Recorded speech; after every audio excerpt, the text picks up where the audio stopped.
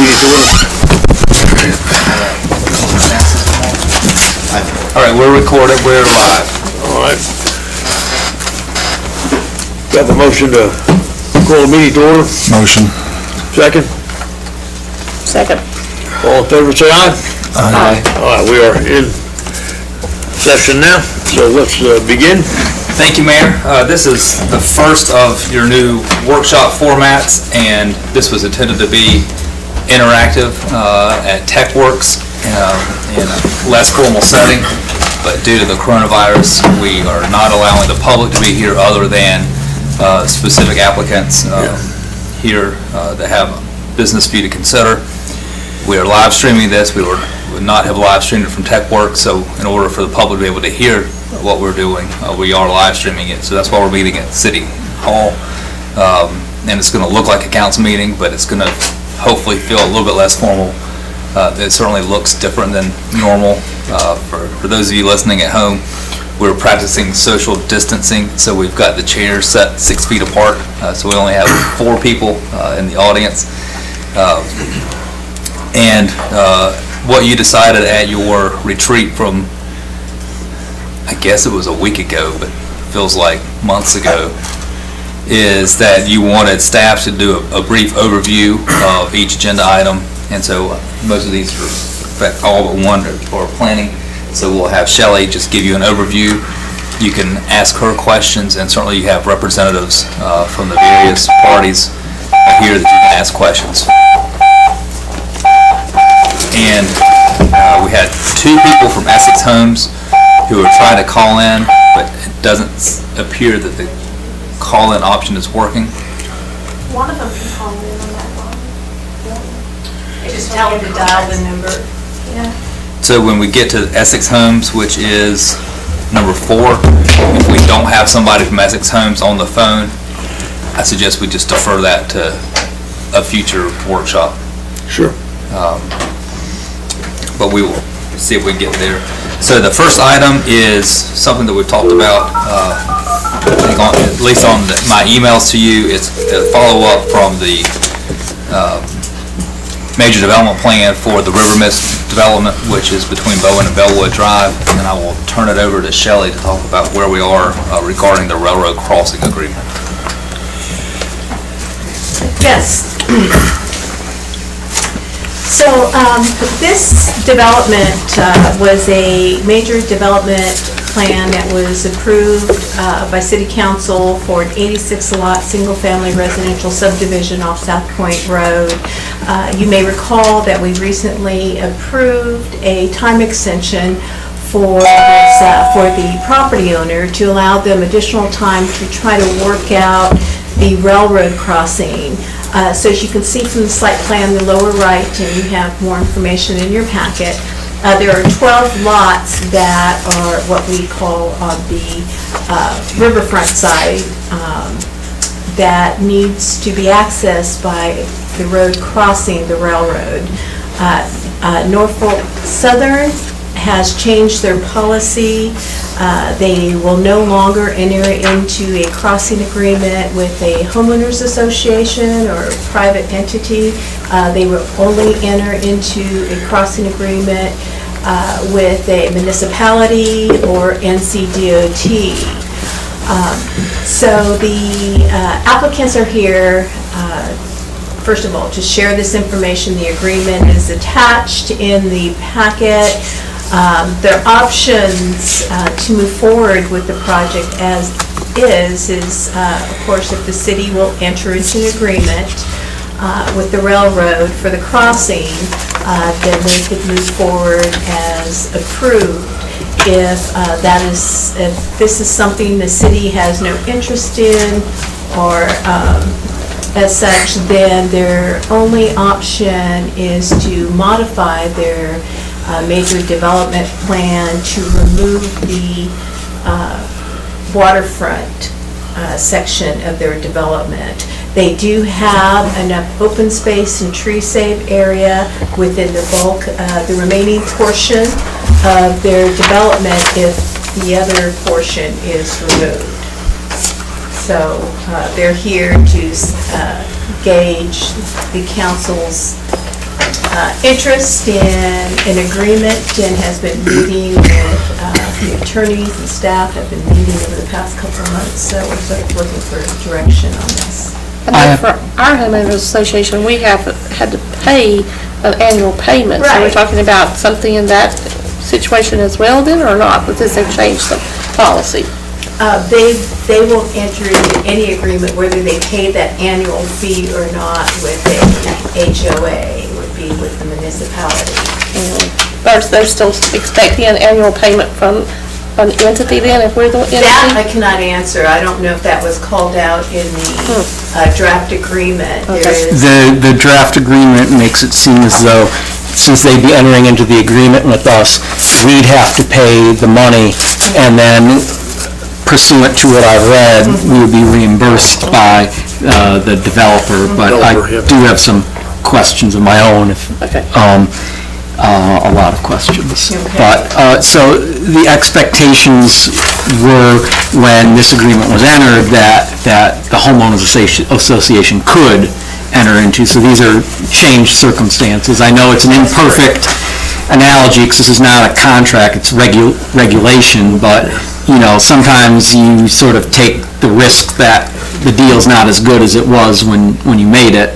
But if these are generally changed circumstances, you know, that's a little bit more understandable. Do we have any unsignalized railway crossings in city limits at Yes, this we do. point? The one on Lake Shore? Lakeview, okay. Lake Ridge, actually. Lake Ridge, okay. I think do we have others or not? I don't know. Yeah, there's one at down 6th Street, Okay. you go down there, 5th Street. And the crossing, That one's been closed, Mayor. That's been the one closed. down here. That's right, that's been closed, you're right, a couple of months ago. the crossing would have to be built, is that correct? There's not a road there now? That's correct. Okay. And who would, I'd assume we'd have to build it then? No, the developer would build it. Okay. There isn't a developer though, right? It was a developer. There is a developer. Okay. How often is the track used? I'm sorry, I'm going to ask the applicant to come up. I know you looked into that and has some additional information regarding its use into the future. Does the developer own the property or is it still bank held? We had it. Okay. Did you want to answer some of the questions? I'd be happy to address any questions. I've tried to go over this some with Parks. This rail terminates at the Allen Steam Station, and it's used today solely to supply coal to the steam plant. That Which- will be taken out of service Yes. by 2024. 2024? Yeah. 2024, but they do have to deal with the coal ash. And they don't know yet exactly how the coal ash is going to be handled. They want to do it on site, and they're going through hearings now about that, to build a landfill, a lined landfill, move the coal ash on site and not haul it off. If they do haul it off, they will do so by rail because the area is heavily residential. They don't want to take trucks through the residential areas. In response to Ms. Stowe's question, I think the railroad requires the applicant to do two things. One is to make an application. And we haven't been able to give you a specific agreement because they will not draw the agreement until the application is made, and they require their own people to do the agreements. So the developer has agreed to front the cost of that, which is estimated to be about $15,000. Okay. The payment that I think Ms. Stowe is referring to is that the railroad now requires specific insurance limits. And so the developer has agreed to pay up front the estimated premiums for 15 years, thinking that that would pretty well cover the use of this track. We've also given you examples I went up NC Highway 115, where the Norfolk and Southern freight line goes from Charlotte above Mooresville. And there are numerous crossings. I mean, there must be 50. And I gave you examples of 3 that are heavily populated. Yeah. One is an intersection in the town of Davidson, about half a mile or less from downtown.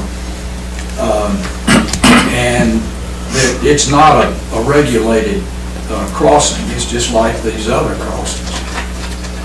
Another one is to a large subdivision, much larger than what we anticipate here. And then the third one was just to a general large industrial residential area. And I thought those would be good examples of what's been used in the past. Now, those probably were done before they ever required a crossing agreement. And these are old, they've been there a long time. But the point is that the risk seems to be very minor. I mean, these are heavily populated areas, they're not regulated crossings. About the only ones that are regulated are actual state roads where you have public schools, like Bailey's Glen, for example. There are at least 3 crossings over this tract. One you referred to, we've given you pictures of all 3 of them. Another one was a private person who had applied to the railroad cross, but it's been a long time ago, back in the 50s. And then the third one is the one closest to the, and I forget the name of the road, but it's in the material. But it's the one that's closest to the steam plant, and that road probably services about, or that crossing probably services about 14 homes. I counted the mailboxes, and they were on the other side of the railroad track. So it seems that this is a minimal risk. We think that although the developer will make some money out of the 12 lots, I mean, there's no question about that, but the use of the lake enhances the quality of life for the people who will be living on the west side of the railroad track. And that's really, I think, what this is as much about as anything. It's not so that we can make more profit. We will, hopefully, but or at least the developer will. So there's public access on the other side of the track for all the neighbors? For these neighbors, That yes. green lot is, You see, it's 86 lots, and 12 of them are located east of the railroad track. And when you, under your ordinance, when you have a lake development, you have to provide open common area. And that's what the green areas are to the east of the railroad track. But would that be available for everybody in the whole neighborhood? Yes, Okay. it would be. And that's what I say, it enhances the quality of their lifestyle, because they would have direct access to the lake. Right. Well, you did attach an agreement that was done with That's right. Selma in Alabama, and you said, well, I understand that you can't draft, they won't draft this until It's a chicken and an egg. Yes, and the memo says, well, we'd track the Selma agreement in every material way. It did seem to me as though there'd be some things that are different between our situation and Selma. I saw a reference to a gate in the Selma agreement, as well as two insurance policies, not one. So that was... Well, it's 2 different coverages, but I think it's one policy. Okay. That's the way I interpret it. You have a 2 million and a 6 million. We cover both of those. Because, I mean, basically, what I want to what I look at and what came to mind reading all this is I understand that circumstances have changed, and, when this came together, you all, the HOA can make application for the crossing or however, and everything will be fine, and now that's not the world that we live in anymore, and so you'd be asking us to make this application for you, and as I'm fine to, I'm not averse to doing that as that's the way it needs to be done, but I don't want to be out anything from the city's perspective as a result of this. I want to make sure that if we get into this agreement, there aren't going to be anything where we end up having to pay more or be out of pocket anything, because it's really would just be doing a favor to make this feasible, whereas, if everything had been according to plan when we had originally approved the development, we would have washed our hands of it, and you'd be off on your merry way. And so that's my concern is, I'm open to doing this because it can't otherwise be done, but I just want to make sure that we're not out anything because of it. Let me ask you a quick question. Of the examples that you cited, I guess in support of this crossing in Davidson, you cited an industrial site and one in a neighborhood. The one you cited in Davidson, did Davidson assume the liability in a similar way, or are you just citing it as this is an example of a I cited it as an example.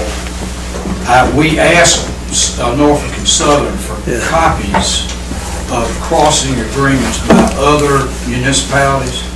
They did not provide one from Davidson. I assume the reason for that is that it's so old. It's just been there so long. But I cited it as a populated area where you don't have, gates, and it's a minimal risk. I mean, this is a very populated area right there near downtown Davidson, and these railroad crossings, they just have stop signs. But it seems that when you look at all these examples, there's very little risk. Well, is that true that, there are a lot of unsignalized crossings, I've seen them, but they're basically all, that I remember, are kind of rural. These are not rural. They were at one time, if they're old, they began as rural, right? They could have been, yeah. Could have been. They're there today,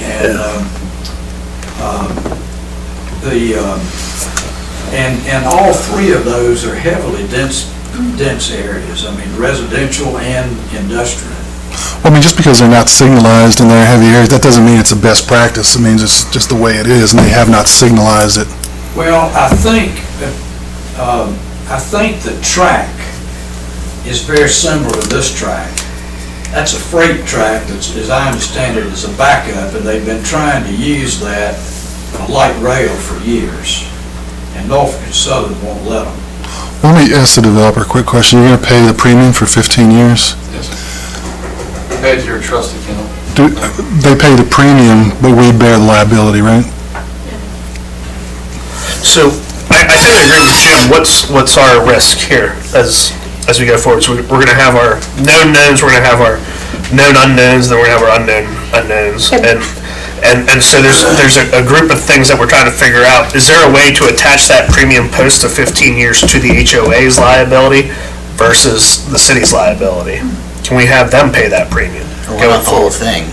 The 15 years plus... They could just fund the HOA, maybe. The HOA will fund it every year. It'll keep making a kitty, so to speak, so once the 15 years is over, they'll have enough supply backup to keep paying it going forward. Got it, okay. That was, I don't know what the other expenses are. I had a question. Okay,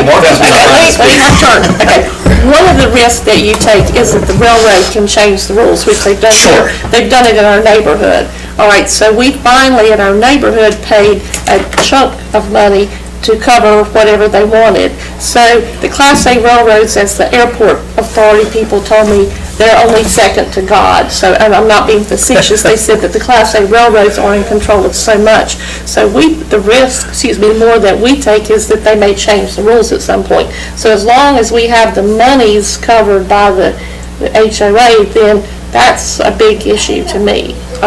So The stop sign part of it, that's part of what they've done in any neighborhood. They're not going to signalize, you're probably not going to be allowed to signalize because of the lack of number of people crossing. So you've got a whole different situation with what Richard's discussing. But I think the money piece of it is one of the things that we've got to be very careful about. One of the things that is troublesome about that is, once they sign the crossing agreement, I'm not sure how they can change the rules. Parks United. Well, you'd have to read the crossing agreement to see if it lets them do that. But a crossing agreement is an agreement, and I'm not aware that there's a provision in there that they can unilaterally make the change. I think they can make a change in the money piece of it, yeah. So can we get the agreement and then vote on that? What he said, we've got to apply to see what it is. So I guess from that standpoint, we need to at least look at that part of it. You have to pass it. And with respect to Mr. Heffern's comment. You don't have to pass it, you can, hold on a sec, you don't have to pass it, to see what's in it, like. I was just being. I know, but like, couldn't we like just move the ball and then get the agreement back, and then if we're not comfortable with it, just vote no then? Because how could we can't vote on the agreement if we don't have it, all we'd be voting on is applying for the agreement. Yeah. Right? I do have a question about the money, and particularly the calculation, because just so I understand how the insurance would work, it sounds like you're going to make a lump sum payment into a trust account, and then we'd pay the insurance out of that account. So, and it also, if my math is right, it looks like the way you calculated the amount for that funding is that you just took the premium from this year, multiplied it by 15, and said that's going to be the insurance premium? That's right. That's all we could do at this point. Well, my concern with that is that if I'm looking, I mean, all I got here is what appears to be the deck page, but it's talking about a non-admitted company, which makes me think that this is an excess policy, which my experience with those is that the pricing on those can vary significantly from year to year. So I would be very concerned that, you know, the price now is not going to look anything like what the price in 15 years will be. That's a possibility, of course, and we could always provide that the homeowners association would cover the difference. I don't think that would be a problem, because I don't think they'd be talking about that much money. Yeah. You mean recover it from the builder in 15 years? But with the No, but homeowners let's say association. the premium went up $500, the HOA would chip in the $500 to make the premium whole. Gotcha. On the 14th year, whatever year Yeah. the funds would run out, the HOA would take over. You're right. You can't use linear math on premiums. Yeah. Well, that's true. And we Well, all- especially on a policy like this, I mean, excess and surplus is basically the wild west of the insurance world, so we can't make any straight line assumptions about anything in this policy, because they could completely change the rules next year. And even, I mean, I would. And they always have issues as to when they kick in and when they. Right, and sometimes you even have things like deductibles on the liability portion and stuff like that, so like even if something does happen, we could still end up out of pocket if we've got a fronted deductible for a loss. So, I mean, before agreeing to this, I would want to make sure the Parks has an opportunity to review the policy, because I also see there's a lot of endorsements on this policy that could, I mean, I have no idea what they mean, but they could significantly alter the terms and conditions of the coverage. I guess the only way we're going to find out is to make the application and then have you review it. Otherwise, we're not going to know the. Do we have to be the holders of the insurance company? Or of the insurance policy, or can somebody else be the holder of the insurance policy? And we just be listed as a Like an additional insurer, named insured. Well, I think if we're the applicant, then that's. I think if we're the applicant, we are Policy would applicant of be record. issued. Well, could we require somebody else, the developer, the HOA, to take out the policy for our benefit? because we're applying for the crossing, we're not applying for the insurance. Right. Those are two separate So then, items. like, the insurance doesn't even become our problem. That's right, that's what I'm thinking, is Yeah. they apply for the insurance, and they list the city of Belmont as a co-insured. Once again, I don't think we're going to find that part out until we apply. That's The way they're possible. playing it. Yeah. Well, I mean, that just takes all the risk Mark's talking about. Oh, yeah. Away from us, Mhm. so. I don't know if the railroad will, have you explored that with them at all? Oh, I'm sorry. That application for insurance by a third party.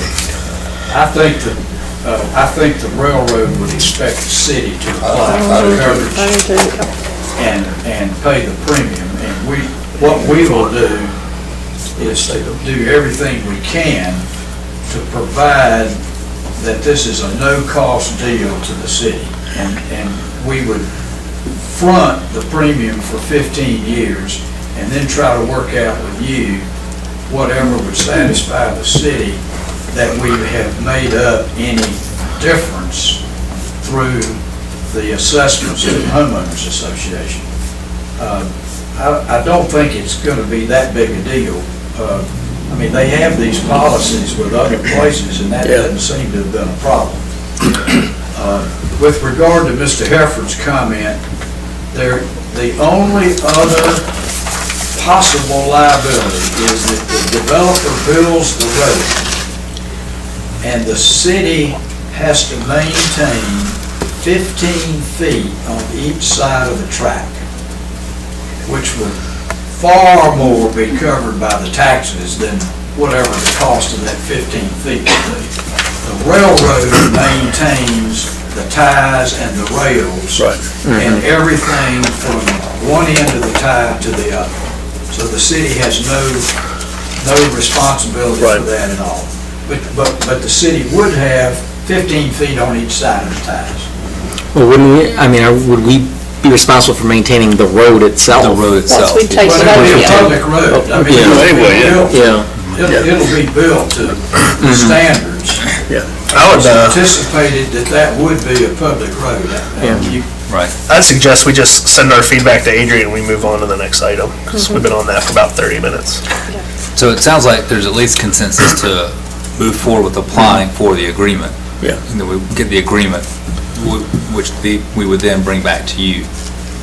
Yeah. Do you want us to, I think that's the next step in the And process. we'll pay for that. Yeah, And you make that absolutely, clear. I yes. mean, we'll make that payment, and we'll be glad to do it up front. I don't have any problem with that, because I don't think we're gonna know what we're looking at until we see it. It's all hypothetical Yeah. until we get the document. That makes sense. Okay. As long as Consensus nothing, to proceed with applying for that That's fine. at their expense. But you'll earn your money on this, Parks, because there'll be a lot of things to review, I think. Yeah. Maybe we can include Parks' time with the application. Attorneys, So this is just for informational purposes, we don't need a Yes, motion? we don't need a motion, we Okay. just, I've All got right. consensus from you. Thank you. Thank you. Okay, thank you. Thank you, council. The next item for discussion is Daniel Stowe Botanical Garden sign. I want you to take note of the picture on the screen. That's their existing sign. They have two existing signs at their entrance. So representatives of the garden came to the city and shared with us they were doing a redevelopment of their entrance, I should say, an enhancement project at their entrance, and they were proposing two new signs. We looked at the city's codes related to signs. Our ordinance says they can have a maximum of 6 feet in height, 32 square feet in area. Now, their existing signs that they have up, they are non-conforming. They're almost 10 feet in height and about 21 feet in length. And as you can see, they use, besides the name of the facility, they use that as a banner display. So their proposed sign, you have an illustration in your packet, is just about 13 and a half feet in height and about almost 16 feet in width, which would be approximately 210 square feet. And again, their current sign is about 201 square feet. They are not proposing any internally illuminated sign. It's the same concept. There would be a sign with their facility name and a changeable banner area. Here in your packet, here's an illustration of their proposed sign. So they're just going taller, actually not as long. And so there's there's really three ways to go. So if the city would want them just to keep their existing signs, they can upfit them, they just can't change it in size or height because they're non-conforming. Or we can actually process a conditional zoning for the property where We are allowed through a conditional zoning to modify the size and height of a sign through that process, and it would be specific to their facility, to their property. Or we can always modify the city's sign regulations, but what that does is that opens it up to any other civic use. Now, we could do that where it's allowed by right, or you could possibly allow it by CUP, so then they would come before you one case at a time. So there's really a couple of different ways to go. We wanted to check in with the council to see, there's been discussions about conditional zonings, the use of them, and see if there is interest by the council to support either a text amendment or a conditional zoning for their sign. I don't want to go with larger signs. I know that option is not of interest to me. I think I'd be interested in the conditional use part of it, the first one, or conditional zoning. Conditional zoning part. Okay, so the difference in height between their existing sign and this one, this is about from grade all the way to the top, about 13 and a half feet in height. Their current sign is almost 10 feet in height, so you're saying, just want them to go ahead and propose as is and then take it through conditional zoning? That's what my thought would be. What about you guys? I'm fine with that. I mean, I certainly have no problem with a conditional zoning for this. I mean, it's not compliant right now because of being grandfathered in, so it's not that. And it would improve the entrance for the reasons set forth in the memo, but I'm a bit I'd be hesitant to just amend an entire chapter. For one project. Yeah, and who knows what floodgate might be opened by that, so. I would add on the conditional piece, that, I mean, you still can control how often it changes the digital component. There's no digital. At all? Yeah, they're proposing So what's this- gonna be on the gray part there? in the So middle? they're proposing it to be something like this, where that's just a banner. So right It's just now, a they banner. put Okay. banners within their Alright, sign, and the executive director of the garden is here if you wanted to hear from him. But it's the same concept, where they change out the banners. It will not be internally illuminated, it's not scrolling, that area is a banner inset that they would just put their events or any kind of advertising they If at some like point in that the area. future, they wanted to illuminate it internally or make it digital, they would have to come back and make another application. If they go through conditional zoning, that is correct, where that could be a condition of approval. So this would have external lighting, and that's typical of the signs you see now, but nothing internal, no movement. I'm just curious, why do you want to change it? Do you feel like it's not getting enough exposure, the size it is from the street? So there's a couple of things going on, and my understanding is that this has been a discussion at the board level since before I arrived, that the entrance experience in general is not welcoming, and is not indicative of what one would want to experience at a botanic garden. And so as we were looking at redoing the landscaping in that area, the issues of the signs came up. So these are, as they exist right now, they're fairly dated. They were fine when they were put in 20 years ago and fit with kind of the rustic feel for that area of Gaston County at that time. But as we've started to have development in the area, and certainly as graphic standards and things have changed, those expectations have changed as well. And if you drive down there right now, there's actually a change in elevation such that that's a beautiful picture. It shows up wonderfully. But as you're driving down at the speed limit of 45 miles per hour, as everybody does down there, you don't notice it immediately. And so what we end up having right now is people actually speeding by the garden and then slamming on their brakes, having to turn into some of the residential areas and things like that. So what this does is by elevating them, going up instead of out, it increases the visibility as people are coming down there, hopefully increasing the safety and allowing for people to slow down as well. So really trying to just update the entire area with that space. Makes sense to me. Go ahead. Okay. Okay, so So consensus to allow the garden to proceed with the conditional zoning application? I would think so, yeah, for safety's sake too, you know.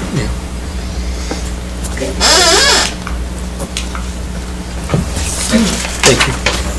Thanks, Patrick. Thanks, Patrick, appreciate it. Thank you. Okay, so the next item is Belmont Abbey temporary housing. Yes. Zach, are you guys listening online, or do you actually need me to keep this unmuted so you can hear?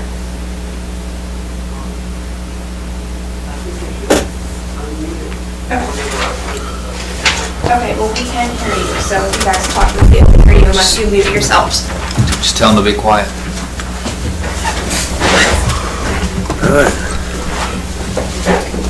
All right, so we're doing Belmont Abbey. Okay, so the item before you is temporary housing at Belmont Abbey College. So in your package, you'll find their proposal. As you are aware, the city approved some new student housing on campus. It is currently under construction, however, there are some delays due to various factors. The applicant reached out to us and asked if we could do temporary housing. A review of our ordinances found that we do not allow temporary housing unless it's tied to an individual single-family lot. You can do a manufactured house if there was some catastrophe and so forth. So other than that, there is no ability for us to grant this request. The proposed location, it's in your packet, is internal to the site. The options open, or of course there are 3 options. If there's no interest in or support in this, we just say we cannot approve any temporary housing. Or we can modify the land development code to allow institutional uses to propose temporary housing that could be done by right or by CUP. If you want each one of them to come before you and look at it individual basis. That institutional use could be Belmont Abbey College, it could be a hospital if something was happening there, or Sisters of Mercy. In the event there was ever a request like that. Let me mention this for what it's worth. Years ago, when I went to the Abbey, we had mobile homes, trailers that students lived in while they were constructing the new dorms. Oh, really? And and they had no problems with those years ago.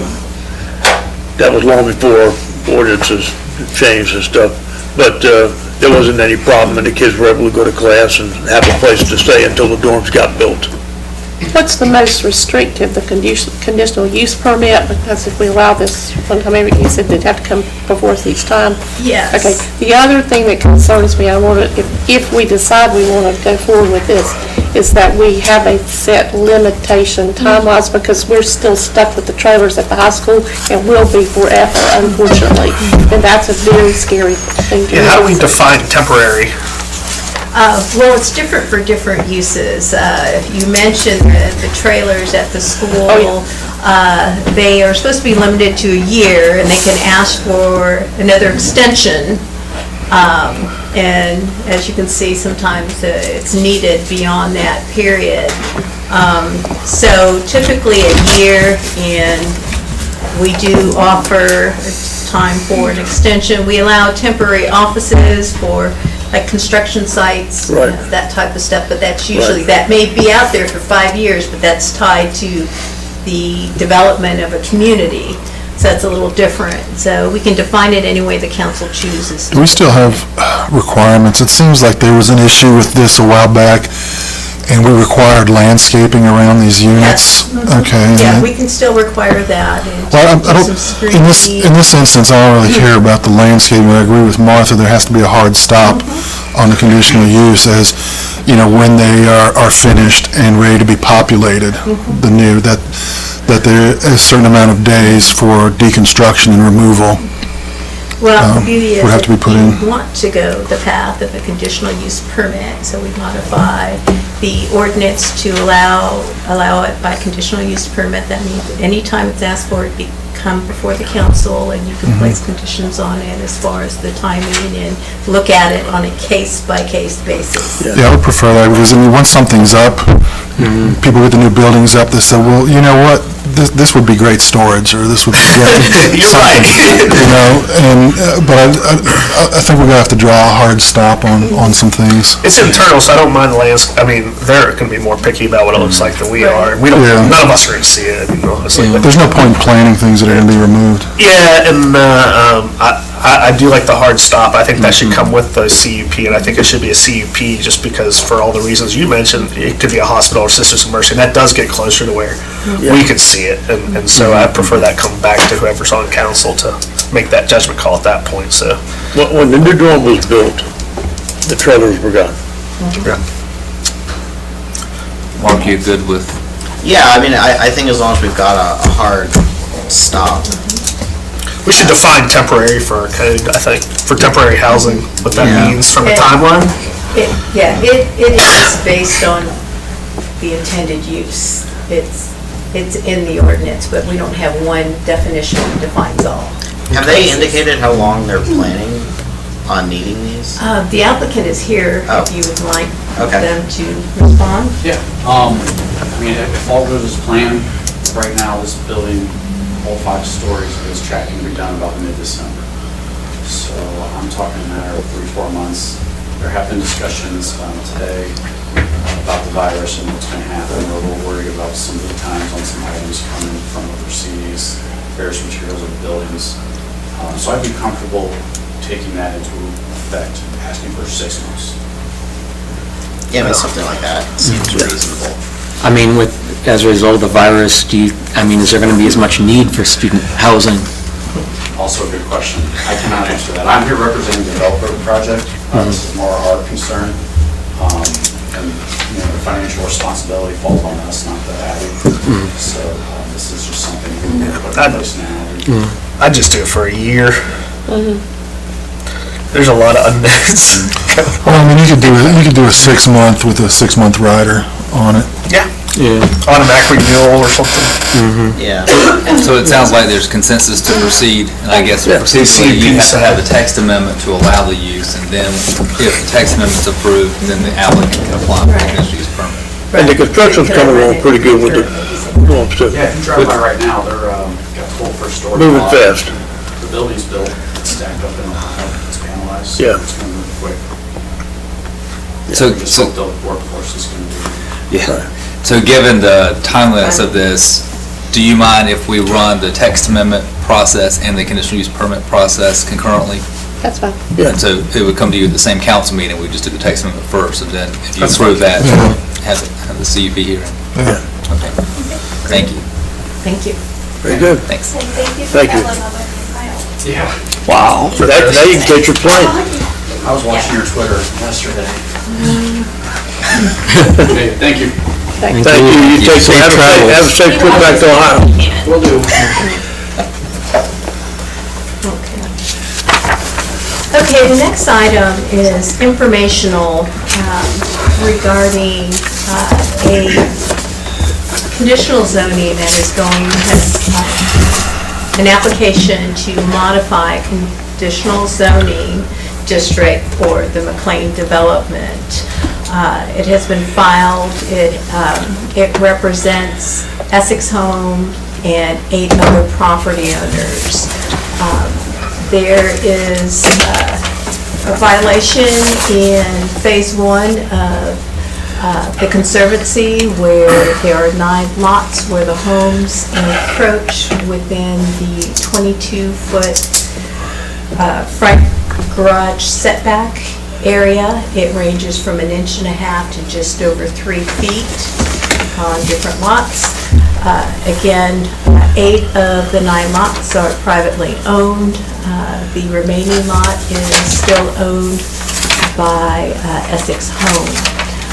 When this first came up as a situation, we believe there was only 2 cases. These 2 cases went to the Board of Adjustment, and I know one of our council members was on the Board of Adjustment at that time, and the variance cases were denied. The findings could not be made, so that leaves 2 options: either modify each one of the homes for compliance or propose a modification of the conditional zoning district. You have a letter at your seat that was provided by the attorney representing Essex.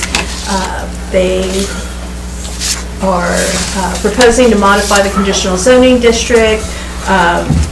They are also proposing to give back to the community in the form of constructing a 6-foot wide sidewalk connecting the Conservancy portion of McLean with Daniel Stowe Botanical Garden and the trailhead at 7 Oaks Greenway. Part of the connection to Daniel Stowe Botanical Garden is under their ownership. A little of it, and the applicant has indicated they have reached out to Mr. Larkins and discussed the possibility of building this sidewalk connection to the garden. And the other portion from Conservancy to the trailhead at 7 Oaks is currently vacant under the ownership of the developer for McLean. And they are willing to allow the sidewalk connection to be built to the trailhead. With that, as you can see in the letter, they are also proposing, or will be proposing as it goes through the process, to modify the home under their ownership to make it comply, whether that means demoing and rebuilding or just modifying the front of the house. So we wanted to provide you the information, let you know that it's going through the process. It's scheduled tentatively for the planning board next month. That would be the April, and ultimately then come before council for a decision. What was the 22-foot garage setback prior to the land use adjustment we had already done for this project? Right, so the ordinance requires a 30-foot parking pad in front of a front-loading garage, so the driveway should be 30 feet in depth. There was some misunderstanding when it went through the process. They identified a 20-foot setback and built the infrastructure to meet that, and when they started filing permits, we said, well, wait a minute, your garage does not meet that 30 feet. So they came back before the council, modified their conditional district in the Conservancy, and overlaid to allow the reduction to 22 feet. I was gonna say, this is familiar, they had a very similar situation a while back, is that right? In the Conservancy, where they had already cut lots, and they cut them the wrong way and put in some of the infrastructure? That's the setback issue, excuse me, that we required them to, when they submitted their first zoning permit for a new house, we required the 30-foot driveway. They didn't have room for it, they only had room for a 20-foot driveway. So when we pointed that out, that's when they came back to you. So we did 22 feet. 22, it's 22. And then we also made stipulations for the HOA would have to control like garbage cans and cars over sidewalks and all that. That's correct, they're enforcing any kind of encroachment. But now it looks like we could go from 30 feet to 19 feet. Well, this proposal would only affect the 8 lots that are privately owned. It would not be development-wide. It would not be any houses under construction or planned in the future. This would be limited to each individual lot that where the encroachment exists. So part of going through this process is, the property owners of these parcels are very concerned because right now they have a violation. It needs, they're concerned in the future when they go to sell the home, there's a problem with their home, and unless it is somehow approved through a variance, which that did not, they cannot make the findings to be granted a variance or a modification of the conditional zoning, there would be this issue for the private property owner, again, other than modifying each home. And I believe we have the Essex attorney on the phone listening. They're no longer on the phone, they're just listening Okay. via, because they couldn't hear. Okay. So if you have any questions, they can call in. I don't- Leave them to answer. Yeah, I don't have a problem with them doing what they want to with the garden. That makes really good sense. I think, in theory, doing what they should with the house where they are would be okay, but that does not make good common sense, because if we're not requiring all the other 8 to be done in the same manner, that does not make sense. I think we need to set a monetary amount or have them offer something toward parks, that kind of thing. But the other biggest concern that I have, if we have a developer or a home builder doing this, we're going to have to seriously think what we have in the way of options of, we do not want to do business with you again if you cannot do what you're supposed to and handle the situation. I know we've taken responsibility on our side to look at the plans, as the footprint and all that kind of thing, but this is a big issue to me, as far as if you're going to come into our town and do business with us and you're going to try to pull something over and you did not think that we were going to pay attention to it, that's a concern. And maybe that's not what happened, but it certainly comes across that way. My understanding, I will say, in fairness, when they were before the Board of Adjustment, once they determined that this was the case, they brought it to our attention. It wasn't like we went out there and found it and No, you're correct. They brought it to our attention. And I'm not, I'm just. I can understand, I mean, I wouldn't really understand it happening once, because like, measure twice, cut once, right? Yeah. But, this is the second time it's happened. I mean, it kind of feels like a pattern to me. But, and then kind of to Martha's point, like, I mean, it really just kind of leaves a bad taste in your mouth, where you've got somebody coming in who just can't abide by the rules we've got, and then basically we've got to come in and kind of fix their mess. Well, Go ahead. Well, I was just going to add, so part of the testimony at the Board of Adjustment meeting, and I'm sure when it goes through the process, you'll hear at the public hearing, is it was tied to a particular model, and that's where they found these errors. It was the same model, and that apparently weren't being staked correctly by third-party But I mean, there's surveyor, but they know they're responsible, and they said that up front at the meeting, that they're ultimately responsible for it. And again, we thought that there was just 2, they went back and checked every lot with that particular model and found these other homes, and they're already owned by private property owners. Yeah. All except one. Yeah, and that's where I think I do distinguish. Let me know when it's appropriate for me to chime in. Zach Moritz, the attorney. That's the attorney. Yes. All right, go ahead, Jim. Where I do think there's a distinction, Martha, is, we've got 8 homes that are owned by private property owners, and we can debate, I know it was debated at the Board of Adjustment hearing, whether there's any culpability, but certainly to the extent any would exist, it's much less on them. I think, well, do they know what they were getting when they signed for the, I mean, I have much more sympathy for them, and I did at the Board of Adjustment hearing, because the house that Essex owns, there were 2 houses at the Board of Adjustment hearing. One was Essex-owned, and one was already, I forget which of the 8 it was, but it was already privately owned. That's my impression, but I was much more sympathetic to them than I am to Essex Homes, and that's why actually what they proposed here is a little bit more in line with what my thinking was, because I don't want to put people out of their homes for, if they were all owned by Essex, I very well, hey, Fix it. yeah, this is twice, 2 strikes, you're a couple feet, you're a couple inches over the line, well, too bad, do what you have to do to fix it, but I'm much less of that opinion when it's dealing with private homeowners who'd have to put out of their house, I would hope not, maybe even reconstruct the entire house for a couple of inches. That seems to be what we say in the law, would be the elevation of form over substance. But when it comes to the developer itself, I have far less sympathy, and I know Ryan has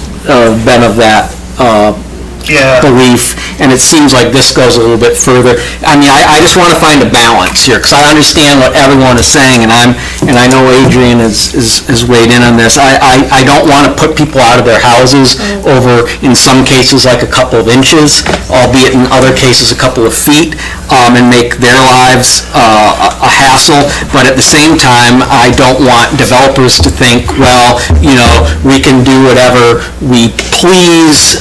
We don't need to be careful. We don't need to be worry about professional standards, because we'll just get bailed out and do conditional zoning and fix our mess. Well, I'd like to send some sort of statement that this is unacceptable, and we're not going to just bail you out from your mistake.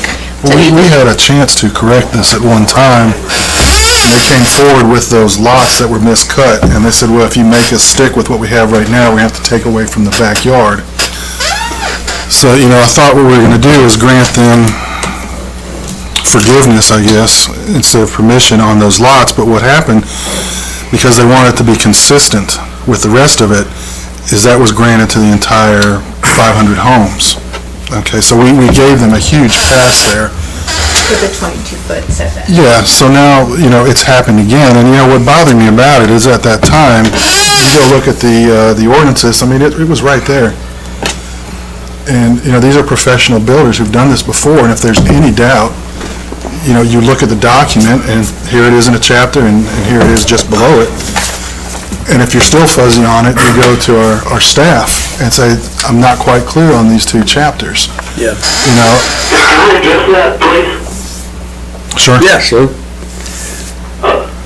First of all, I know this is somewhat awkward for us being on the phone, so we really appreciate the city council's allowing us to approve this way. We have a couple of people that have had the flu. We have a couple of people who have close family members who are immunocompromised, so we very much appreciate it. The original changing of the setback from, I believe it was 30 feet to 22, had nothing to do with Essex Homes. That was before they were building in the Conservancy. That was a request by the developer, and really had nothing to do with us. I just want to make clear with that. This what we're talking about now is a mistake. It was done by a third-party surveying company that stakes out the lots. A lot of builders use a third-party surveyor to pull the plans and actually pin where the corners of the houses should be. They do double-check that. How this got missed, we're still trying to figure out exactly, but the change to the 22 from the 30 was well before Essex was building in this neighborhood. It really had nothing to do with them, so. What do you, Excuse, but they don't, that wasn't them, that part, anyway. my name's Ryan, what do you think it would cost to fix all 9 homes and get them back to the appropriate setback? Yes, and let me introduce who we have on our team on the call. We do have Jeremy Tessamali, who's the production manager, who's sort of in charge of making sure everything gets built properly out there. And then we also have Frank Henry, who is an independent engineer that I recommended to them that we bring in an independent third-party engineer to look at this, because I presume that question would probably come up. the question was, what would it cost to correct these, or what would be involved in correcting these setback violations? And as someone noted, they do range from 1.5 inches to 37.5 inches, so there is a bit of disparity there. But if Frank, Jeremy maybe could start, and Frank can chime in as needed from an engineering perspective.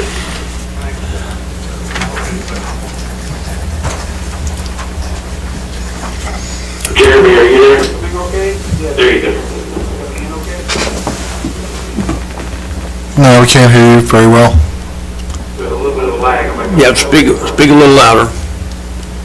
As loud as you can, Jeremy. All right, I will. Hope this is loud enough.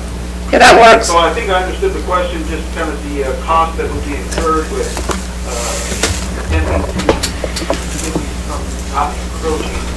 And in several of the cases with this compromising of the garage, would deem the garage not usable in a lot of ways by a lot of I think that we're getting into structural constraints that lead to this with the bearing, that inches truly do make a difference when it comes to bearing. Just approach to the code. Bearing on framing has to bear for 3 inches and 1.5 inches. When those things are out, and if you do structural integrity of the home, from the footings all the way up to the roof structure. That's what $1 amount. You get the effect of being the building of the garage, we're no longer focusing on the top of the garage, would be very difficult. And then tearing down the entire home, obviously, would be. Can you just cut to the dollar amount, please?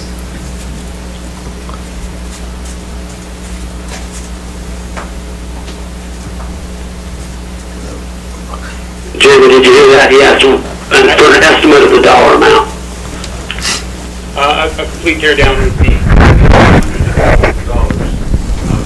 Is that per house? Is that for all 9 houses? per each home. Per each. Couple hundred per each, okay. And these homes are occupied, obviously, I guess as was clear, somewhat for, a few years now by homeowners. 8 of the 9, yes, are occupied. I got an idea. And Essex is, I'm working on it. they will fix that one. So, all right, Required. thanks. All right, I got it. I don't support this recommendation. And that feels like a slap on the wrist. So, I'll make a proposal. I have thought about this, and had read the notes from some of the prior hearings, spoke to some other folks. So, I sympathize with the 8 homeowners. Okay, so I'll just draw a clear distinction there. The Essex home, I don't sympathize with. The other thing is setbacks only benefit the people that live in the neighborhood. If we don't, us as council, if we don't live there, we're never going to know. It's not going to bother us. It's just not a big deal for us, right? We don't live there. The setbacks are there to make everybody's lives easier. So what I would suggest is, the sidewalks sound like a great solution. That works, but I would suggest the 9th home, they just tear down, and then instead of rebuilding it, maybe they just do a little pocket park right there on the site, and that'll actually benefit the neighbors, because if they contributed to our parks, we're probably not going to spend it inside the Conservancy. But if they just spend the money there and do a pocket park on that specific site, that would benefit all the homeowners right there, and leaves us out of it, and it's, and whatever that would cost, I don't know, but it would have to be cheaper than bulldozing 9 homes and rebuilding them, I would think. I'm not talking about like a $2 million park, but just a small pocket park there. How big is that lot? How big is the lot that we're talking about? Those are not big lots. Lot 86, It's less than 10,000 square feet. small. So I've got, The problem we have with that idea is that this Essex home is in between other homes. So I don't know that the neighbors on either side and behind it or across from it would necessarily agree to have a demolition occur there and have a park next. so I've got a counter proposal on the park idea. They gave us 10 acres of land to develop a park, if my memory serves. Also help meet their green space requirements. I mean, I like your idea of a park, but I agree putting one between a small park between 2 houses probably isn't ideal. Now, I like the sidewalks, but maybe we can also work on, I think Martha was saying, banking some money for a park, because while we do have the 10 acres, that's all we have. And it would be incumbent on the city to put in parking, paving, And equipment. shelters, and equipment, which is not going to happen anytime in the near future if left strictly to the city's financing. So maybe some sort of dollar amount could be affixed and held in escrow to create a park there, which will primarily be at the use of this neighborhood, just on a We grander... don't really have on any a- public parks down there. on a grander scale. I mean, park, is that legal to do some sort of arrangement like that? I agree. So do we want them to come up with a dollar amount, or how do we arrive at something? Well, I mean, you're looking at Make a proposal? $200,000 per house times 9. I'm sure there's something within that number we can all agree on. So that's 1.8 million. So anything less than that is to the builder's benefit. Yeah. Well, I mean, and you have to put people out of their houses, you know, Yeah, and plus- nobody's going to be happy. I mean, this is in addition to the sidewalks. Right. Yeah, I mean, putting in a park like that's a pretty nice way of saying sorry. Where's the park property at? Across the road. It's 10 acres right on the road front. It's right nice. next to Is that on the- roundabout itself. Is that on the CIP list at all? No, it's No. across the street from the trailhead to the Seven To Oaks the Trail. green. Okay. Yes. If we're gonna do that, I would just like the money to go for some sort of immediate impact for that property. So either clear cut and get put in a pavilion. I don't wanna just bank the cash for No, we're- 5 Yeah. years. Take a long Like, do period of something with time. that property Yeah. now, like with that money directly. I want to say that the Parks Master Plan identified some ideas for Okay. stuff down there. It's identified as a park, but it's one of those things that it's a new park and it's not a priority. We want to invest in our existing parks first. I just don't want this money to get mixed up. Yeah. That's the Right. thing. Just take this money, go clear cut it, put some picnic tables, pavilion up, whatever we wanna do. Shelley, what are the high-end homes selling for out in this development, lakefront? I'd have to, Yeah. I'd have to look up, in Conservancy, They're not there's no lakefront conservancy. lakefront. Well, I mean, in the whole So- development there. Well, Essex is not there. Yeah, Essex is limited to They're limited, okay. Conservancy, so it's not in South Shore, there's Okay. custom builders, $1 million. So do we want them to come back with a dollar amount, or what do you want? I mean, Jim, not just because I proposed it, I mean, I think I like the idea. I mean, I think we've got land that we are going to have vacant for a long time if left to our own means. I want some time to think about the whole thing before now, the next meeting. I'd like to hear what Adrian thinks about what we discussed today Well, for the first time. I think what we need to do as well is if this situation happens, we need to put some teeth into the penalties that are gonna happen the next time, so these developers can understand that they cannot make mistakes when it comes to our compliance with the requirements that we have. And we have developed out of this, Kami, tightening of our process where we don't wait till the end to get an as-built, because then it's too late. Everybody's Too going late. vertical. So we require a foundation survey Yeah. up front. As soon as the foundation's done, they send in a foundation survey, and we give them an authorization to proceed with their construction. So, and that goes for any development now. We don't wanna go through this Citywide. again. No, No, No. no sense in that. Okay, so Adrian, what would be most helpful to you? Because it sounds like if we can come up with an amount of money and do at least some development of that park, that would be more amenable to this group. So, in my discussions with the overall developer of McLean about the 10-acre city park, that, you know, at some point, they're going to officially donate the land to us, and then, you know, our initial plan in 2013 was then the city would build that park. Right. The park is not high enough on our priority list to build it now. Just operationally, we'd have to send staff that far down, and I'd rather keep them in the center part of town. So I'm in no hurry to get this park built. But if we did get a substantial financial contribution from Essex Homes to build that park, then you could certainly justify that. So I think that's a good idea. It benefits the residents of the Conservancy and McLean primarily, but also the city residents. by being a public park. So I think that's a good proposal, and I'll certainly work with Essex Homes, and hopefully they'll work with us. I think it resolves the issue for a lot of people, including, I agree with you, I don't want to penalize the people who are occupying these homes, and they bought in good faith. Let's think of it, Right. yeah, we're moving in the right direction, and I think we're moving collectively in the same direction. I just want to get Negotiate with them. consensus from you that Okay. this is something that you're interested in hearing, as long as there's a viable solution. And we've given you from enough Essex. information to work from. Yes. All right. And Mr. Moretz, you understand where we're coming from on this? The audio quality is not the best, but I guess we understood that there is a park sort of in the master plan designated for this area, and you might prefer to see a financial contribution to the construction of that park rather than the sidewalk proposal that. In addition? In addition. It was an addition. And it would be a substantial financial contribution.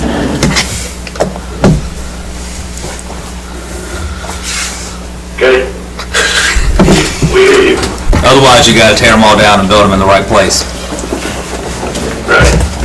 We hear you. Are there any other questions we can answer as far as how this Thank you. occurred, or the engineering involved, or that sort of thing? No. Thank you. All right, we appreciate y'all letting us attend via phone. Thank you. Appreciate that, thank you. Okay, so the next item is Belmont Rowing Center. So this is an update before we come before you with a proposed amendment to the operating agreement with the city. Some of the changes in the operating agreement would be incorporating the new plan, which you have in your packet. We need to acknowledge the city will manage the construction of the public safety boathouse with the assistance of a grant from Lake Wylie Marine Commission. So there were some changes to the plan, and we're still fine-tuning the plan based on some feedback and just working with BRC's team. We actually relocated the coach's boat launch was originally proposed all the way down on the peninsula, and we were able to work with them to get it moved to the north area, away from the peninsula. And we relocated the public safety boathouse, and staff has met with Gaston County sheriffs, no. I'm Gaston sorry. County Police Department. Gaston County Police Department, as well as our fire department on the location of the boathouse to make sure we understand their needs, it's in the right location, in the right size, and that's moving along. And we've actually relocated the porta-johns as well. There was concern from community across the cove about the development, and so we just wanted to share this information with you before it moves forward for an amendment to the agreement. We would have appropriate screening even with the porta-john, would we or not? We would, yes, that's correct, including the parking lot. So the most, let me see if I've got it here if you want. Well, I wanted to show them the green, the color rendering. So the community across the cove, so the closest item would be the parking lot on the, across the cove, and you have this diagram in your packet. We would have, like with all parking lots, screening around the parking lot, you know, in the form of shrubs. We don't want to introduce too many, I don't want to say invasive species, but not non-native species of plantings in the area. It has a good amount of hardwoods. We want to keep the hardwoods. It's real visible now because it's winter. But it does have a nice full canopy during spring and summer and until we lose the leaves. The relocation of the porta-johns went towards the Catawba Riverside, near the boat launch, the coach's boat launch. The small square, which again you have the plans, is the public safety boathouse, is the square item in the Catawba River. And then you have the other launches they're following. So we're working with their team to ensure that it has as low impact as possible as far as visibility for the community. And if I could, is it okay for me to make a couple comments right now? Yes. Just for the historical perspective, that is right across from my house. Over the years, we have had drug deals, overnight camping for a week at a time. We have had people drinking alcoholic beverages and yelling inappropriate things to children across the way, including mine and my neighbors. So this is the highest and best use of this property. We had asked years ago with the previous property owner if it could be a park, and we were told we were going to develop it. So we've been working with the rowing club, and certainly if we were going to do something that was not appropriate, I would be the first one to raise my hand and say this is not it. Unfortunately, the night that we were at the Sports Hall of Fame banquet. When your car got stuck in the mud? Yeah, when my car got stuck in the mud. The homeowners association met, and so I think that unfortunately there were a lot of comments made and things like that, and people said, why was I not there? Well, I was not there because I was representing the city. So I've tried to get the information to the homeowners association, and that's why some of them will be listening at this point. But once again, we would not, if it's my neighborhood and across from my house, I don't want any of the bad things. The other concern was there's going to be a lot of noise, nighttime boating, this kind of thing, with the type of kayaks and shells you're looking at with this activity. That is not what you see. So I think there's just a lot of misinformation, and people were telling things that they did not have full information about. Well, does just to kind of bring you up to date about why we are where we are there. Does it close at a certain time? We were talking with VRC about park hours, and in fact, we talked to them about coordinating a gate up at the street to close that off in non-park hours. And what about lighting? Like the basketball court lights go off, I think, was it 10 o'clock over in East Belmont?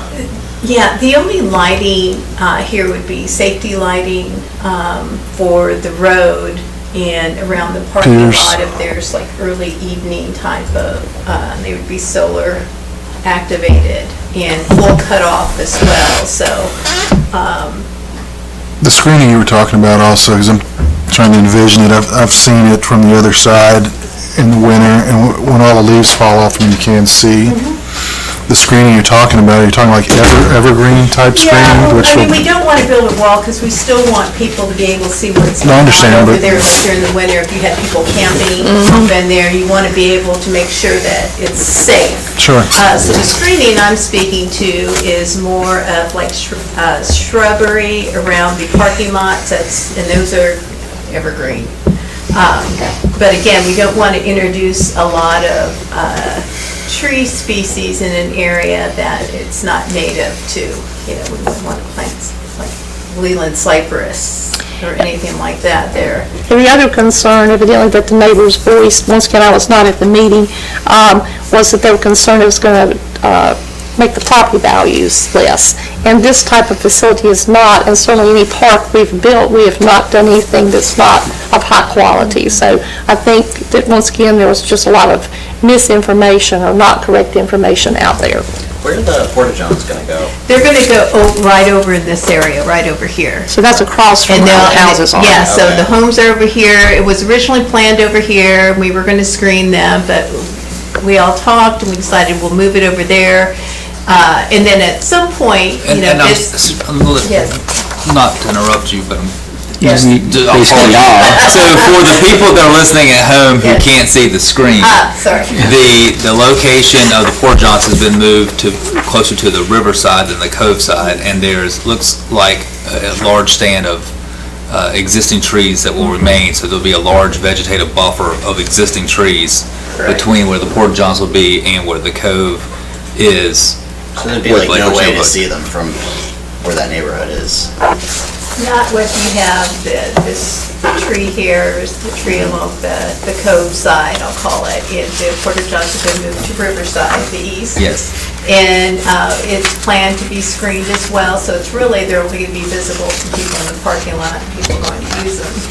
And again, we moved the coach's boat launch was originally down in this area. We've moved it up so we could preserve the tree canopy and use this simply for a trail. Maybe put a picnic table back in here.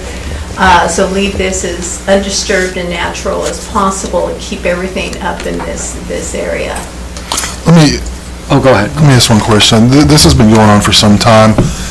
You know, the initial Roaring Center was going to be by the Catawba River Bridge, and we ran into issues there about moving the boathouse and access to the water. We came up with this site. We had, several contracts that had to be reworded because there were disagreements about language, and several plans on this property and changes, I think, in roadway, surface type, or whatever.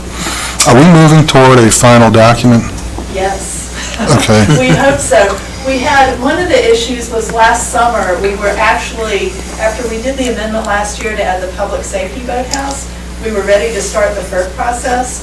And when we gave our documentation to Duke, they told us that they needed a lot more detail about shoreline stabilization. We had put what our engineer said would usually suffice in the past, which is where we were going to do it and generally what it was. They want to know the detail down to the level of exactly how many feet of riprap will be where and what type of plant will you use and how many and where. So we've had to get very specific, and in the meantime, we realized that there was a drought last summer and the water level went way down, and we saw that the shoreline was undercut beneath a lot more than we realized. So we've had to really take a hard look at that, and we were working with our engineer. We've looked at several options to try to assess that. But I think we have now what we hope Duke will be okay with, and if the amendment is approved in early April, we would like to try to be in a position to start that FERC process right after that. Good.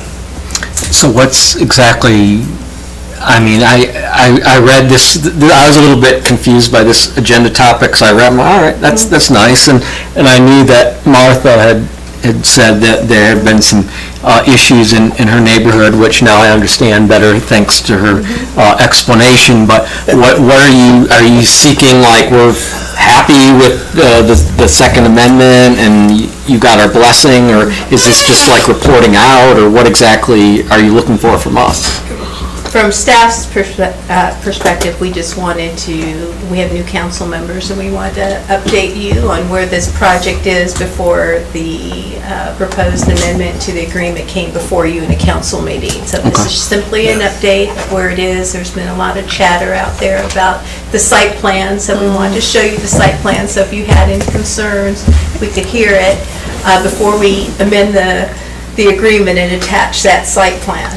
And I can certainly speak to the undercutting because we've watched, particularly with all the rains we've had, we see the peninsula end, and it has major undercuts now because they've raised and lowered the level so much with everything that's gone on. So we have something of interest to see every day when we look out our windows. So what they're dealing with is a difficult situation, is what I'm trying to explain. So it's kind of funny in one way, but not when you're having to set up a project like they are.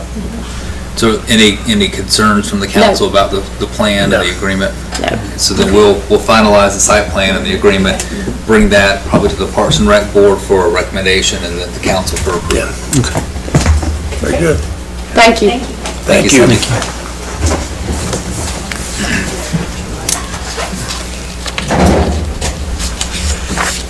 Have a safe week. Thank you. The next item is a resolution for alcohol sale and consumption for the River Keeper Foundation's Riverfest event.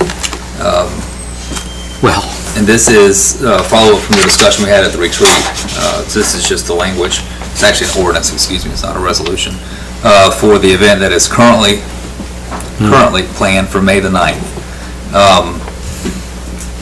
Based on our next topic, that might be postponed, but this would be at the Kevin Lofton Riverfront Park on May the 9th from 10 a.m. to 6 p.m. and it follows our normal rules for a large special event, assuming that they still have this event on March the 9th. May the 9th. Excuse me, May the 9th, thank you. you would need to approve this ordinance to allow them to have alcohol sales and consumption. And as of right now, they're planning to have that event. I know Cassidy's been talking with the Riverkeeper today about this, and so it most likely will be rescheduled, but assuming that it is May the 9th, this ordinance would need to be approved so that they can continue with their planning. Let me ask this, if we were to approve, and read the language of the ordinance, it says May 9th. So if we were to approve this and it was postponed as opposed to say obviously if it's canceled, it's, this is a moot point. If it were postponed based on the language of the ordinance, we would then have to pass another ordinance for whatever day they reschedule it. Yeah. Which we're probably, based on what I'm going to tell you, the next item, we'll need to do that again for some of the concerts. Yeah. And they're not serving Corona beer at this event, are they? Well, I have no problem passing the resolution. I think it'll likely be moot, but... It might not. You'll have it in hand. Right. Yeah. So the only way for them to have the event on May the 9th and have the alcohol sales and consumption like they did last September would be for you to approve this ordinance. Then if they need to postpone that event to another time, we would just come back and amend the ordinance. So this does require action. All right, well, I'd move that we approve the ordinance allowing alcoholic beverage sales at the Riverkeeper Foundation Riverfest, tentatively scheduled for May the 9th. I'll second. Second, all in favor, say aye. Aye. Okay. Motion carries. Thank you. I guess technically Ryan was not excused from the meeting. So there would be a 5-0 vote. Correct. Thank you. Very good. I'm learning. Yeah, it has to be in the affirmative. Unless it were like a zoning vote or something like that. Yeah. Okay, thank you. So I wanted to give you, the next item is an update on the coronavirus. So I wanted to just give you a brief overview of what we've done. This is the first chance we've had to actually meet face-to-face instead of just group text and email. Pointed at that. Pointed down there. Okay. So yesterday, Gaston County declared a state of emergency, and that state of emergency went into effect yesterday. It limits public gatherings to no more than 50 people, so 50 or fewer people. It has specific exemptions in the language. It exempted schools, healthcare facilities, daycares, government offices, and business operations. So if you're one of those groups, then you can't have more than 50 people there. But certainly large gatherings like a festival are not allowed. Also on, I guess, Saturday, the state closed all public schools for 2 weeks. So schools closed this week and next week. And we'll see what happens after that. There was a conference call of county leadership and municipal leadership this afternoon. In that, it was agreed upon that business gatherings would be limited to 50 people as well. And so that would be bars and restaurants, movie theaters, 50 people per theater, restaurants, 50 people in a restaurant, other shopping centers, other places where the public would gather, and a private business would be limited to 50 people. Now, for restaurants, certainly the county commissioners and leadership and the municipal leadership understood that this could have an economic impact. And I think Nellie's has already said that they're not allowing patrons inside the building. You can get a takeout order. Chick-fil-A at Belmont has done the same thing. So you can only get through the drive-through. So some restaurants are going further than what the county is doing. But the county certainly is encouraging people to get takeout or delivery from a restaurant. But if you go to a restaurant, we're asking the restaurant owners and managers to limit the seating capacity to 50 people. Or if it's even a smaller restaurant, 50 people would be kind of packed to have that social distancing of 6 feet. So the county is working with the health department on how to word that, and they'll hopefully have that done by the end of the day or tomorrow. But But the idea would be this would go into effect at midnight Wednesday evening. Is that gonna be a firm requirement or just asking really Yeah. nicely? It is a firm requirement that they're asking people to police themselves. But if restaurants, so we'll start this with education first, sending the word out to the restaurant owners and managers, asking them to comply with it. If they have 51 people, we'll just say, please keep it to 50 people. If they are not going to comply and they refuse to comply, then the county has the enforcement. The county police and municipal police will have the authority to enforce it. Yeah, because it's just been my observation that most people don't do it when they're asked nicely. It kind of got to be required before there's a change in behavior. Yes. Yep, worldwide. Yes. So along with this, the county decided to go ahead and require fitness centers and gyms to close. Bars that don't sell food need to close. Grocery stores will not have any restrictions because they're certainly needed. And there was concern that if you were to close restaurants, and everybody would go to the grocery store, and the system's just not set up for that.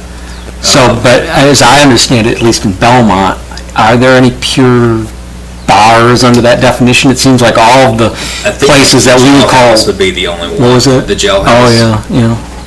Because I mean, like Sammy's or any of those places, they could seat, I guess, 50 people and serve, but they're restaurants and bars. Right. So so the differentiation would be people need food, and so you can give up a pure alcohol business for the time being during this emergency.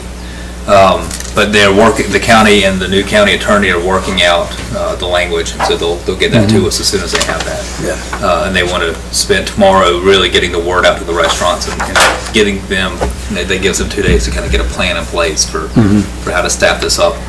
What about the ABC store? Is that? It's not a bar.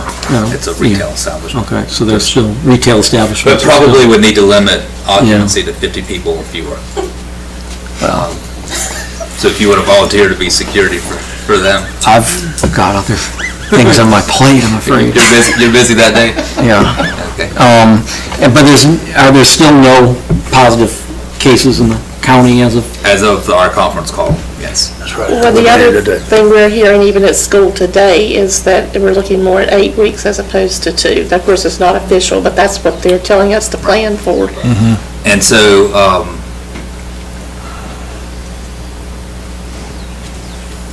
okay, sorry. Also, we have canceled all of our events for March, including the Belmont Blooms Parade, the Arbor Day event. But it looks like a lot of the towns are already canceling their activities for April, and the CDC did recommend canceling or postponing your events for the next 8 weeks. So we haven't talked about each specific event, but we probably just need to cancel everything for March and April at this point. I would recommend, me personally, I would recommend following CDC guidelines on this. Yes. I would rather err on the side of caution than in hindsight have people say, well, you should have done this. I agree. Now, as far as the state and the county, I know they've sent down their recommendation and mandates. What authority, if any, do they give local municipalities to act on their own if they see fit? So we have the authority as a municipality to do our own emergency declaration with restrictions that are outlined in the statute. So far, we are included with the county declaration, but if we wanted to go further than the county, there's some provisions, and it regulates movement of people, sale of alcohol, access to public buildings, but we would need to have our own emergency declaration. And then Didn't something just limit to 20 people? the president, and that's what, I'm sorry, I was White House. texting through the first part of the meeting, not that I wasn't paying attention to what you were saying, but the president apparently had a press conference this afternoon and recommended public gatherings to no more than 10 people. So I was asking the county manager how that affected what we were looking at, so we're working on all of this. Says avoid gathering in groups of more than 10 people, avoid discretionary travel, and avoid eating and drinking at bars, restaurants, and public food courts. And that's a recommendation, not a regulation or a mandate. So what we have done as a city staff, is, again, canceling the events in April and March. That would include the first Friday Night Live, which would be April 24th, and the Garibaldi Fest, which would be April 25th. We'll discuss whether, particularly the Friday Night Live, we'd like to reschedule that, probably tack it on to the end of the season, or maybe do that in the fall. The Garibaldi Fest, we'll see if we just want to reschedule that, or if we just cancel that. We'll work on all those logistics. I've asked our Public Works Director to make sure that, particularly with school being out for the next 2 weeks and the weather being nice, our parks are going to be inundated with children. Let's clean the playground equipment twice a day. Let's clean the public restrooms in the parks twice a day. Would it be, just a thought? Yes. Would it be possible, I've seen those like stands at the state fair with the hand sanitizer. Like, is it possible to get something like that at some of the heavier usage parks? Yes, and David has ordered those. They're not widely available right now. Right. But we have ordered those, and so we'll be installing the little pump hand sanitizer stations in the restroom buildings, and then the freestanding ones that will be out by the playground areas, we'll mount those into the concrete. If we don't secure them, they will certainly walk away. Right, Well, yeah. Just kind of maybe tying into that, I mean, this may sound facetious, but I went to 5 different locations today to find some paper towels and toilet paper, because it just never occurred to me that there would be a run on toilet paper, and nobody has any. We have public restrooms, I mean, I guess we have some sort of policy in place. I don't know what sort of supply we have on hand, but I guess we would have to close our public restrooms at some point if we can't. If we can't maintain paper an products. adequate supply of paper products, we would close the restrooms, yes, sir. And we talked about that, if it gets down to, there's only a finite amount of toilet paper and paper towels and everything else that we need for public safety, and we need it for the police department, the fire department, Yeah. Public Works, for internal use versus having it for the restrooms, we may just need to close those public restrooms. Which sounds crazy, but you guys have to have it here. Yes. Otherwise, I mean, we can't operate without basic necessities here. We want to make sure, I don't want to close the parks, and there's no recommendation to close parks. It is to limit gatherings in parks to no more than 50 people. But as a parent with kids at home, they need to get out and burn some energy, or else everybody will be in bad shape. So I want them to be able to go to the parks, but I want to make sure that we keep our parks as sanitary as possible. And of course, we'll ask parents to bring hand sanitizer and take some responsibility for their children as well. We've canceled all non-essential work meetings. So Shelley and I had a couple meetings this week. We've said, don't come to City Hall and meet with us. We'll do a telephone call, video conference. We'll find a way to conduct business, but we're just not going to do it in person. We've talked with our advisory board, staff liaisons, Main Street Board. I think they're going to do a conference call this week, maybe. Parks and Rec Board will do a conference call. Environmental Sustainability Board will cancel that meeting. So we don't want to do in-person meetings for the time being. Obviously, we've moved this meeting to City Hall. We'll need to figure out how to handle public comment for future city council meetings. April meeting, probably the May meeting, and then maybe past then. It sounds like with our zoning schedule, we're not going to have public hearings at the April council meeting, but we may have one at the May, we may have several at the May meeting. Right. So we'll need to figure all that out, how to do that safely. And the school of government is got some good advice on how to do that. And other cities are experimenting right now with it. The county said they don't have any public hearings scheduled until the end of May. So they've sort of pushed all that work out. So we want to be cognizant of that. Down. And then, so internally, we met this morning. I told the department heads to figure out which department or which staff members can work remotely and work from home that don't have to have either public interaction or staff interaction. We can transfer our office phones to our mobile phones, and because they're both with Verizon, we've just switched over from VC3 to Apex, so that included new laptop computers, so we have the technology and the tools available. So those staff that can work from home should be able to work from home. those that have school-age children that need to be at home for the kids because the school's out, they can take vacation time, as that's basically following our inclement weather policy. We're trying to stagger work schedules as we can, just to get some separation. Social distancing, the 6-foot rule, that's why we changed the arrangement here of the chairs, just to kind of visualize what that looks like. We're going to try to do that within our departments as best we can. Obviously, we still have to have, firefighters have to demand the fire truck, and still have to have staff working closely together, but we'll work on where we can to have social distancing. Certainly encourage people to do that.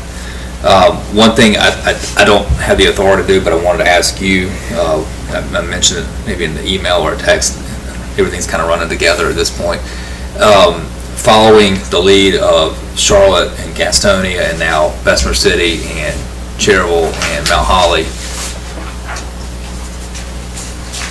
and maybe Kings Mountain, is not disconnecting our utility customers, water and sewer customers, for non-payment this month and likely next month as well. I think today was the deadline. Yesterday for payments at a late fee. Yeah, today anybody that pays today or later gets a late fee. But if you still don't pay by the 22nd, then we would cut you off on the 23rd. You're okay that we just not disconnect that. And this time, I don't want people without water, because then they can't wash their hands. Sure. Yeah, no, I don't have a problem with that. Okay, and then,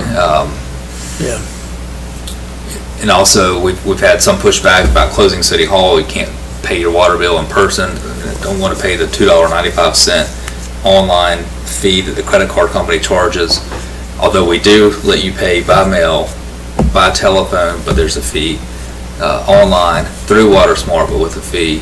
You can do automatic draft at no fee. You can drop it off at the 2 drop boxes at City Hall at no fee. But we saw a lot of people that just want to come in because that's what they're used to doing. So I'd like for us to switch over, and for the time being, the city just absorb that $2.95 processing fee, just to remove a barrier for people paying online. Yeah.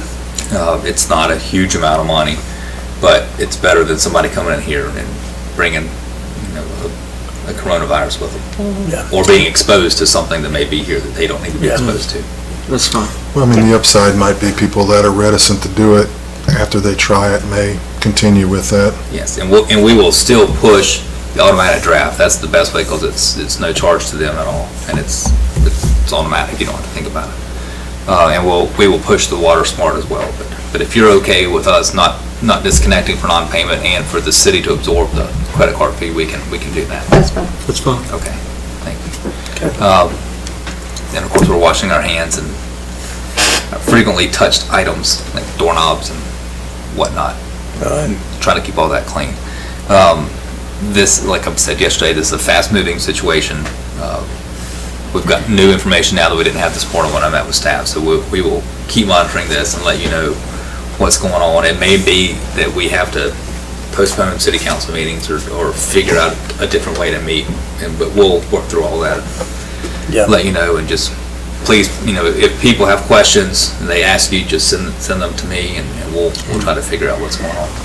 I would think, and I'm sure you're already doing this, to the extent anything is not essential to be on a city council agenda, that we push it to a time that perhaps normalcy can be restored, because I certainly, I read the link that Mark found, and that, there was a lot of useful stuff in there, but even there was some uncertainty, and I'd hate to have something be questioned or litigated as to whether it was proper, because was there public comment? Does this count as being present to vote if we do it on Skype? I mean, those are definitely things that we're going to have to talk about by April 6th, I think, is our next regular meeting. But to the extent something is not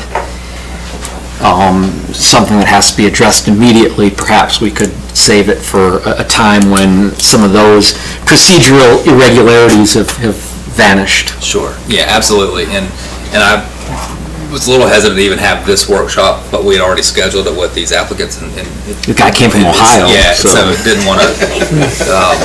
But yeah, we'll look at, I don't know what's going to be on the April Well, agenda, but I mean, we'll look at. As far as public comment and voting, I mean, we would have to look to you and Parks to find out if we have to do it remotely, is, the legality of the process. I mean, I think if we put our agenda out sooner online and just let it be known that public comment might be restricted to, if you have a comment, you need to email it in. I think that was actually one of the suggestions. Ahead of time, so it can be considered. Oh, that's absolutely what they talked about in the link. It's just that there is that degree of uncertainty that if somebody wanted to be particularly litigious. Would it help if we enacted a local emergency declaration for stuff like that? Because I feel like legally, if something were to get challenged, if we can say, well, we did actually have. Can that be umbrellaed under a declaration? Say that better. I'm not sure. We'll look at that, and if we need to, that could be on the Yeah, April because I wouldn't agenda. be opposed to doing something like that. And As far as I'm aware, there's only certain things you can include in Right. it. You're limited. And you can to what limit the states time you too. can include in it. And you approved an emergency emergency declaration ordinance prior to Hurricane Florence, so we'll need to look at that again and see what authority we Well, I have. don't think did any of us actually do that, I know. What was that? That was 2 years ago. Florence? Oh, I'm getting it confused with Floyd. I'm No. sorry. But yeah, so. I don't know if we ever enacted that, or if we just had it ready to. I think we adopted the ordinance that allowed us to have our separate emergency declaration, but I think we just never enacted the ordinance. I mean, we didn't enact the So having declaration. us included in the counties, It it is opens us to sufficient. state funding and that kind of stuff. And so basically, all of that just applies to all of our residents. So that covers us from a statewide standpoint, and a countywide standpoint, from being, so if you don't declare a state of emergency, or you're not included in the county, then you're not available for certain types of FEMA funding and other types of funding. The only reason you would declare it here locally is to put more restrictions on the people of Belmont, and it's only within the city limits. And there's only a certain list of things that you can declare in that, and enact in that. But we'll see if, sort of the procedural part of the council meeting is something that's allowed to be included. If not, then my suggestion would be for the April meeting, if we don't have any public hearings, then the public comment, people have from now until April the 6th, I'd ask them to send me email me their public comment, whatever they would want to say for 3 minutes. I'll be glad to sit here and read it out loud to you. That way it's live streamed, it's recorded, it makes it into the minutes.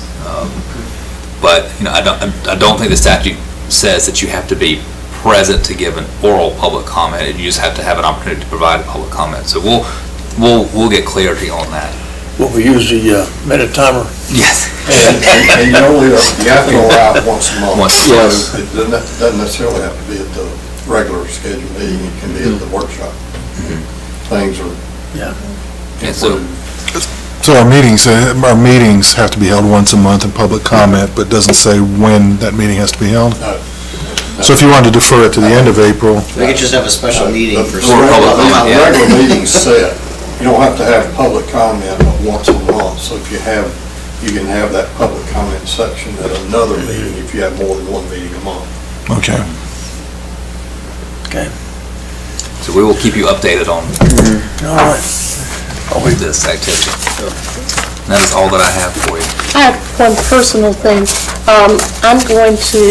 I'm working on a letter to try to secure some private funding for the skateboard park. Since this is the year that's going to actually be an Olympic event, to me, this is the appropriate time, and I'm doing that personally, but I wanted to let the council know.